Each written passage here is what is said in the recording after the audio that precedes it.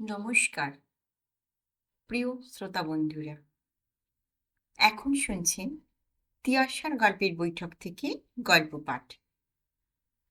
তিয়াশার গল্পের বৈঠকের আজকের নিবেদন শীর্ষেন্দু মুখোপাধ্যায়ের লেখা শিবেনবাবু ভালো আছেন তো। শুরু করছি আজকের গল্প পাঠ। শিবেনবাবু ভালো আছেন তো। হরসুন্দরবাবু একটু নাদুস নুদুস, ধীর স্থির শান্ত প্রকৃতির মানুষ। তিনি কোঁচা দুলিয়ে ধুতি পরেন, ফুলহাতা জামার গলা অবধি বোতাম আটেন, কখনো হাতা গোটান না। শীত গ্রীষ্ম সবসময় তিনি হাঁটু অবধি মোজা আর পামসু পরেন। তার বেশ মোটা একজোড়া গোঁফও আছে, চুলে পরিপাটি সিথি। হরসুন্দরবাবু খুবই নিরীহ মানুষও বটে। সেদিন মাসের 1 তারিখ। হরসুন্দরবাবু সেদিন বেতন পেয়েছেন। সন্ধেবেলা বাড়ি ফিরছেন। যে গলিটায় তিনি থাকেন সেটা বেশ অন্ধকার, পাড়াটাও ভালো নয়।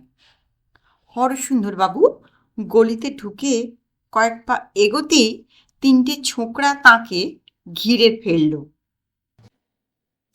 একজন বুকে রিভলভার ঠেকালো, একজন পেটে আর অন্যজন পিঠে 2টো ছোঁড়া ধরল।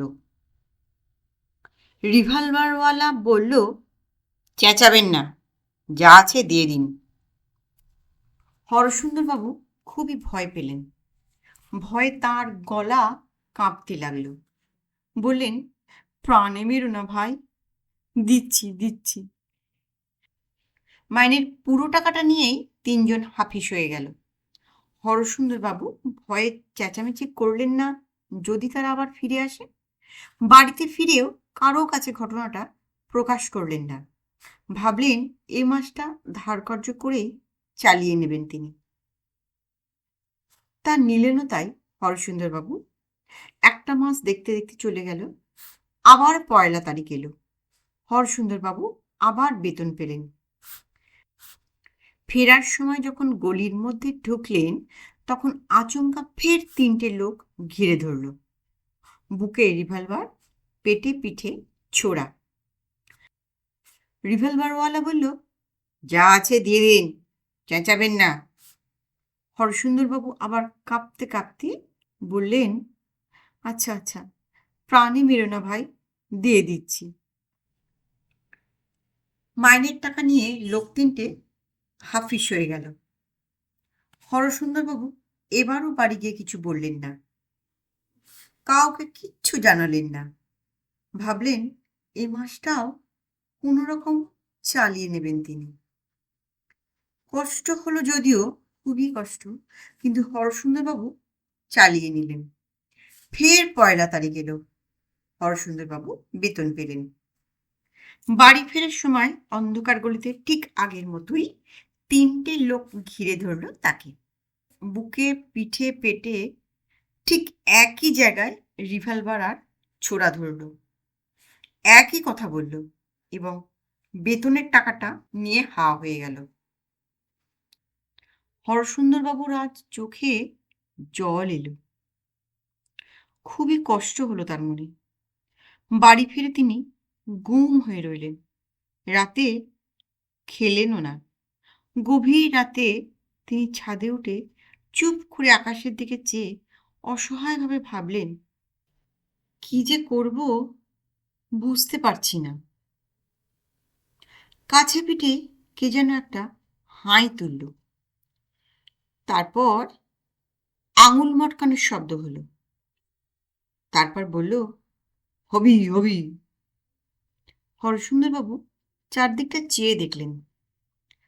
ছাদ জনশূন্য। শীতকালের গভীর রাত্রে ছাদে আসবেই বা কে? তিনি কাঁপা গলায় জিজ্ঞাসা করলেন, "আ- আ- আপনি কে? ভেবে দেখতে হবি, ভেবে দেখতে হবি।" তার মানে কতবার জন্মেছি তার কি কোনো হিসেব টিসেব আছে? কোন জন্মে কি ছিলুম তাদের সব গুবলেট হয়ে যাচ্ছে বাপ।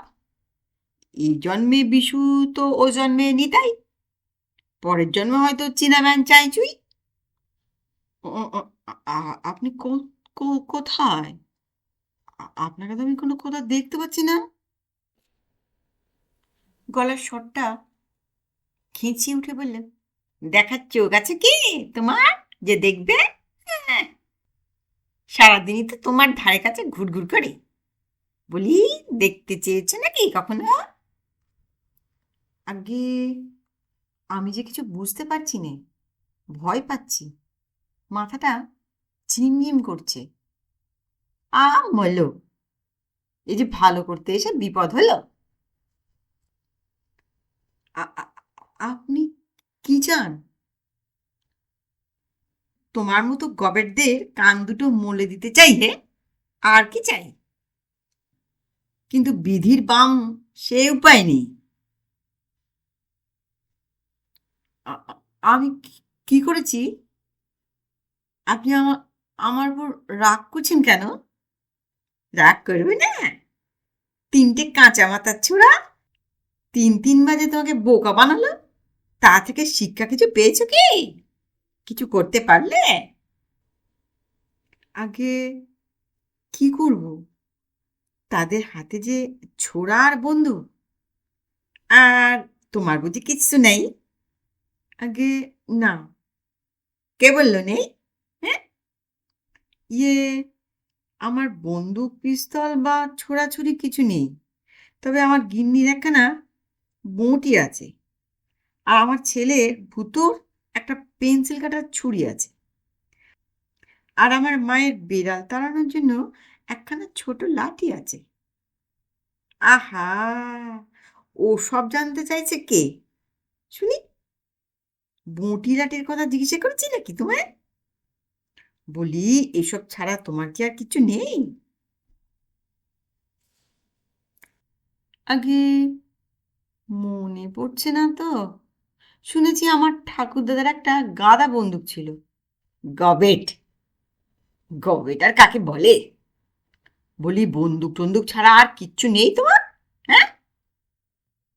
আগে না, আর কিচ্ছু নেই। বলি, বুদ্ধি বলে একটা বস্তু আছে জানো তো নাকি? জানি। তোমার সেটাও কি নেই? আগে ঠিক বুঝতে পারছি না। একটা দীর্ঘশ্বাসের আওয়াজ হলো, তারপর গলার স্বরটা বলল, শোনো, এবার যখন ওই মর্কটগুলো তোমাকে পাকড়াও করবে তখন একটু ঘাবড়িও না, বুঝলে জাদু? হাসি হাসি মুখ করে শুধু জিজ্ঞাসা করবে, আচ্ছা শিবেন বাবু ভালো আছেন তো? শুধু এই কথা বললেই হবে? বললেই দেখো না। হ্যাঁ? তৃতীয় মাসটাও কষ্টে সৃষ্টে কেটে গেল। আবার পয়লা তারিখ এলো এবং হরসুন্দরবাবু আবার বেতন পেলেন। বাড়ি ফেরার সময় বুকটা দুরু দুরু করছিল। যে কথাটা বলতে হবে তা বারবার করে বিড়বিড় করে আওড়াচ্ছেন। হাত পা কাঁপছে, গলা শুকিয়ে যাচ্ছে। গলির মুখে একটু থমকে দাঁড়ালেন, তারপর দুর্গা বলে অন্ধকারে পা বাড়ালেন। কয়েক পা যেতে না যেতেই তিন মূর্তি ঘিরে ফেলল তাকে। বুকে পিস্তল, পেটে আর পিঠে ছোড়া।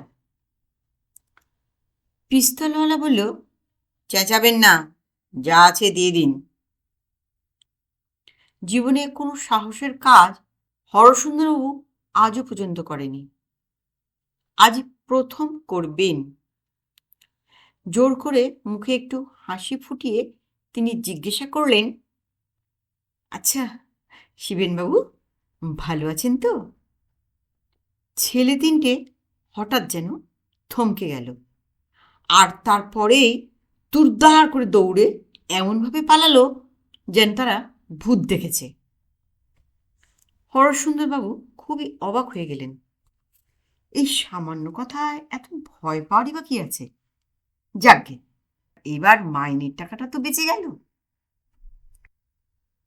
না, এরপর থেকে হরসুন্দরবাবুকে আর ওদের পাল্লায় পড়তে হয়নি বটে, কিন্তু তার ধাঁধাটা কিন্তু গেল না।